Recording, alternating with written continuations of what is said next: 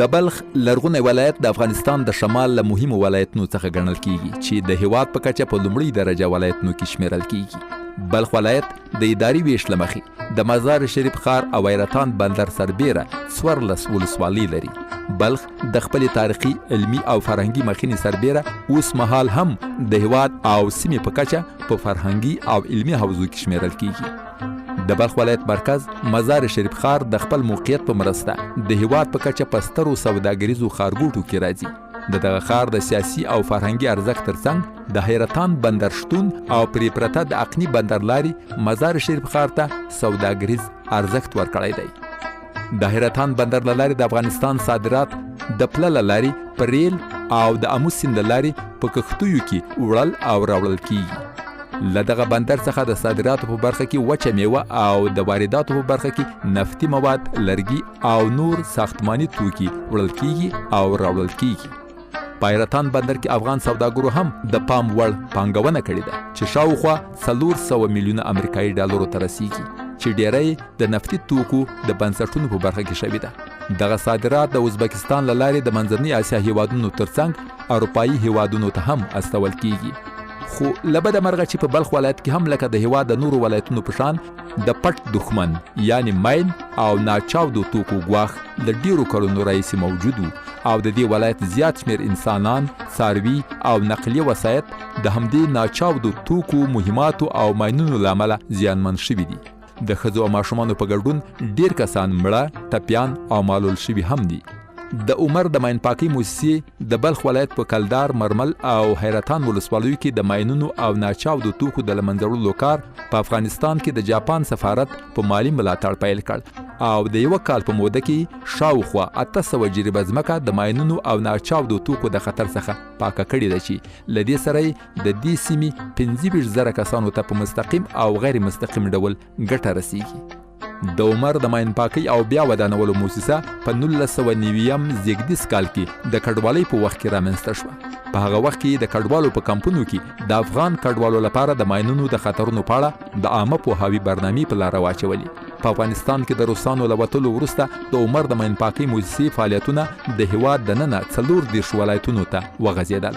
په 1992 زیږدیز کال کې د عمر د ماین پاکۍ موسسې د هیواد په سویلویدیز ولایتونو کې د ماین پاکولو کار پیل او په تدریجي ډول د افغانستان په ټولو ولایتونو کې خپل فعالیتونه پراخ کړل چې د تیرو 11 کلونو په موده کې د هیواد په 14 ولایتونو کې 196 کیلومتره ځمکه چې د ناچاودیدونکو توکو څخه ډکه به پاکه کړې ده. په زرهاو مهمات، ناچاودي توکي او ماینونه یې له منځه وړي دي او ترڅنګ 12.2 میلیونو خلکو ته د ماین د خطرونو د خبرتیا پاکله عامه پوهاوی ورکړی دی.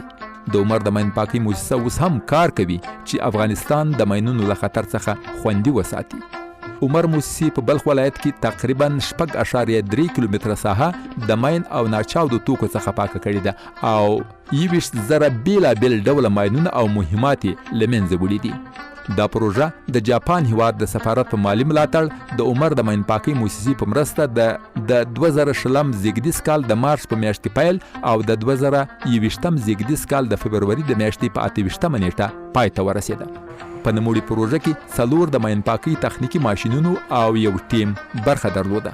پخوا هم د پنشیر پروان او پروان کاپیسا په ولایتونو کې د جاپان هیواد په مالی ملاتړ د عمر موسسې لخوا د 2 پروژو په بشپړولو سره 3.6 کیلومتره ځمکه له ماینونو څخه پاکه کړې وه.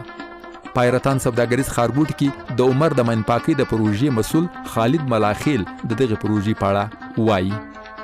په دې پروژه کې موږ ته راکړل شوې ساحه 15,45,915 متره مربع ساحه راکړل شوې وه. د پاکسازۍ په نتیجه کې موږ ته مختلف نوع مهمات هم لاسته راغلي چې تقریبا 18,920 RW مهمات د ټیمونو په واسطه لاسته راغلي او لمنځه په مسلکي ډول له منځه وړي چې په دې کې بیا هم یو پتاب بم یعنی 250 کیلوګرامه وزن درلودو. هم موږ دستاورد لرو یعنی لاسم راوړه ده، هغه هم موږ په مسلکي ډول باندې له منځه وړی ده چې دې پاکسازۍ نه غیر هم موږ یو بله پروسه مخته وړې په دې جی جی پی پروژه کې چې هغه عبارت د معماري و. یعنې موږ په هر وخت زمان سره دغه خپل وطنوالو ته د آګاهۍ پروګرامونه سرته رسولي. حتی رضاکاران هم لرو دلته په کلیو بانډو کې مساجدو کې موږ ټریننګونه اطفالو نارینه ښځینه ماشومانو کوچنیانو ته ورکړي دي. کله چې د عمر د ماینپاکۍ د موسسې کارکوونکي له ماینونو څخه د ډکې سیمې ساحې ته لیږل کیږي، لومړی ورته د پروژې د مسؤل کس لخوا لازمي سپارښتنې کیږي. اعوذ بالله من الشیطان الرجیم بسم الله الرحمن الرحیم. د کار د پیل وړاندې په ګډه دعا کوي او په منظم ډول د ساحې په لور حرکت کوي. تیار سئ. یوستوی لیک کینګر ساول قطار.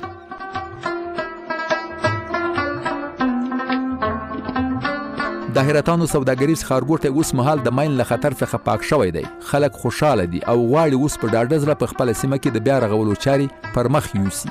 په دې اړه د دې سیمې یو تن اوسیدونکی او د ښارګوټي مشر داسې وایي: تمام ساحاتی که اشتباهاً یا مواد بوده اینا صادقانه در همکاری و هماهنگی با مردم حیرتان، با نمایندگان نواحی شهر حیرتان و در تفاهم با اداره شهر حیرتان اینا صادقانه و خالصانه کار کردن.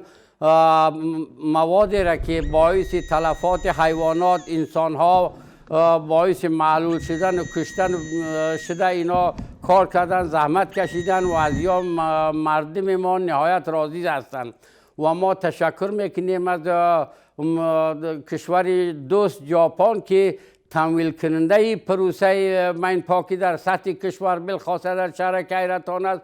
ما نهایت تشکر میکنیم.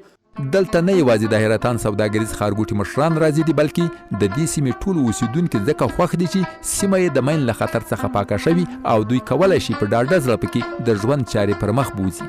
په دې اړه د دې سیمې یو تن قومي مشر خپل احساسات داسې بیانوي: امیدوار هستیم که یک بار دیگر تحت رهبری خلاقیت رئیس عمر همین مؤسسه فعال شود که یکسره مسئولیت برای مردم آماده شود و ما باز هم از دولت دوست و با هم برادر دولت ژاپن که او همیشه برای خلق افغانستان خدمات بیشایبه را کرده، من به نمایندگی از مردم اظهار سپاس می نمایم.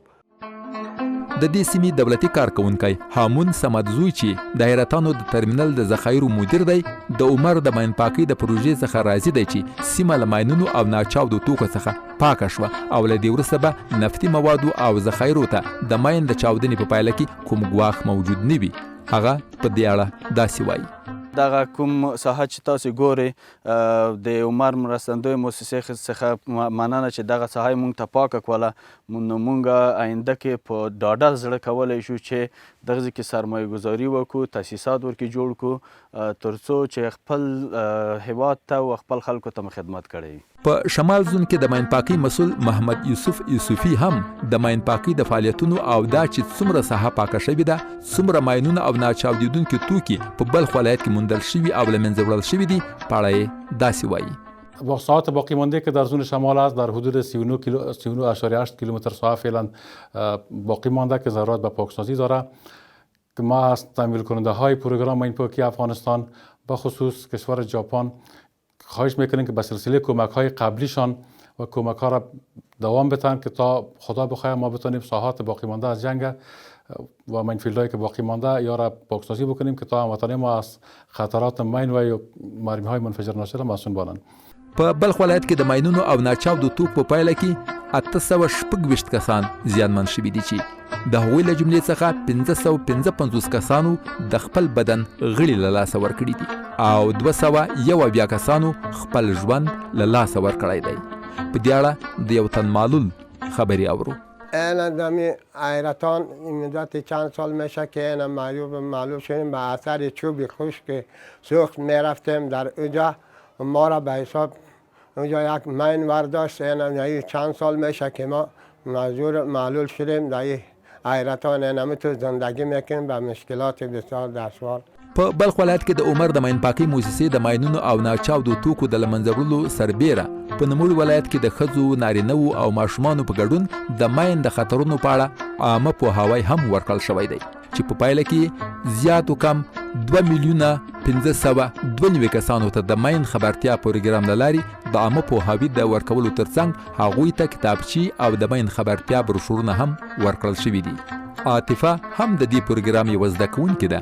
هغه وایي ما تشکری زیاد میکنیم از مؤسسه عمر که به ما آگاهی میدهند درباره مواد منفجر ناشده و بخصوص این منطقه حیرتان ناحیه کندک 6 در اینجا بسیاری از ماین‌های منفجر ناشده وجود داشت، بخصوص در ساعت تپه ها، ریگ ها و ما تشکری خاص میکنیم از مؤسسه عمر که تمام ماین‌های منفجر ناشده را منفجر دادن و همچنان سابق که بود ما درست گشت گذار کردن نمیتونستیم در این ساحه، چون این ساحه بود که تمامش مواد منفجر ناشده داشت و اشیایی بود که از جنگ‌های سابق باقی مانده بود و نمیتونستن امی مردا درست برن ایزم جمع کنن و طفلات درست بازی کنن. از اینکه این مؤسسه ایجاد شد و ماین پاک آمدن تمام ساحات پاک کردن، یعنی ساحات امن ساختن، طفلا برن به راحتی بازی کنن.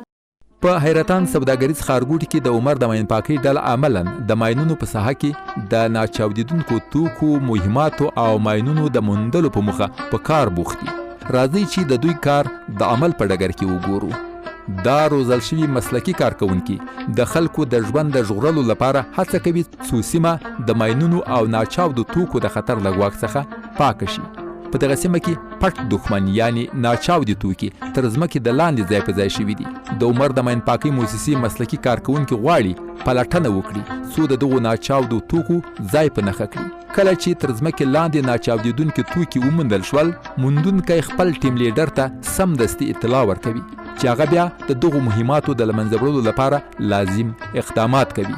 د عمر د ماین پاکۍ د موسسې دغه تخنیکي وسایل او ماشینونه کار کوي څو سیمه په دقیقه توګه وپلټي. دا ځکه چې ځینې تر ځمکې لاندې پټ شوي مهمات تر 4 مترو پورې لاندې ښخ شوي دي.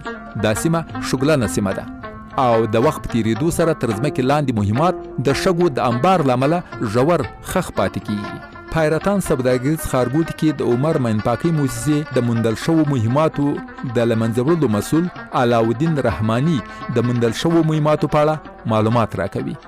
مهماتی که فعلا امروز به CDS او گنده ما انتقال دادیم دستاورد تمام تیم های پروژه شهرک حیرتان ولایت بلخ می باشه که به شکل مسون و مطابق به SOP موسسه ماین پاکی عمر در CDS آب گنده انفجار داده می شود.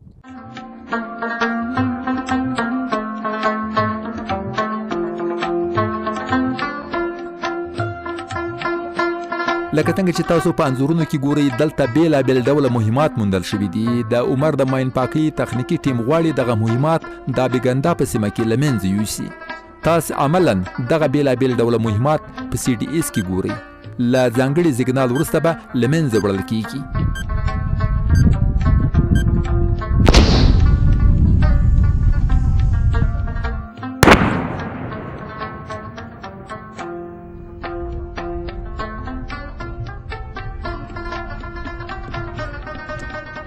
په افغانستان کې د شوروي د یرغل او دغه راز د کورنیو جګړو پر وخت په میلیونونو ماینونه او ناچاودي توکي ښخ شوي دي او له څو کلونو راهیسې د ماین پاکونې بیلابیلې کورنۍ او بهرنۍ ډلې د هغوی په راټولولو او له منځه وړلو لګیا دي. خو داسې ښکاري چې لا هم په افغانستان کې د ماینونو ګواښ په بشپړه توګه له منځه نه دی تللی. د بلخ په حیرتان سرحدي ښارګوټي کې دغه سلګونه جریبه ځمکه د تیر یوه کال په موده کې د عمر په نوم د ماین پاکونې او بیا ودانولو موسسې لخوا چې د جاپان سفارت په مالي ملاتړ یې دلته کار پیل کړی و، اوس دغه سیمه په بشپړه توګه د ماینونو او ناچاودو توکو له خطر څخه پاکه شوې ده. په دغه سیمه کې د ماین او ناچاودو توکو خطرونه له منځه تللي دي. حکومت، ولسي وګړي او نورې اړونده ادارې کولی شي په دغه سوداګریزه سیمه کې چې زیاتره پکې د نفتي موادو او غازو واردونکي شرکتونه شتون لري په ډاډه زړه خپلې ټولنیزې او سوداګریزې چارې پر مخ بوځي. د عمر د ماین پاکۍ او بیا ودانولو موسسه په دې برخه کې د جاپان هیواد د مالي ملاتړ څخه د مننې په ترڅ کې ژمنه کوي چې په راتلونکي کې هم د هیواد په ګوټ ګوټ کې د ماینونو او ناچاودو توکو د له منځه وړلو فعالیتونو ته چمتو او ژمنه ده. له ماینونو او ناچاودو توکو څخه د پاک افغانستان په هیله.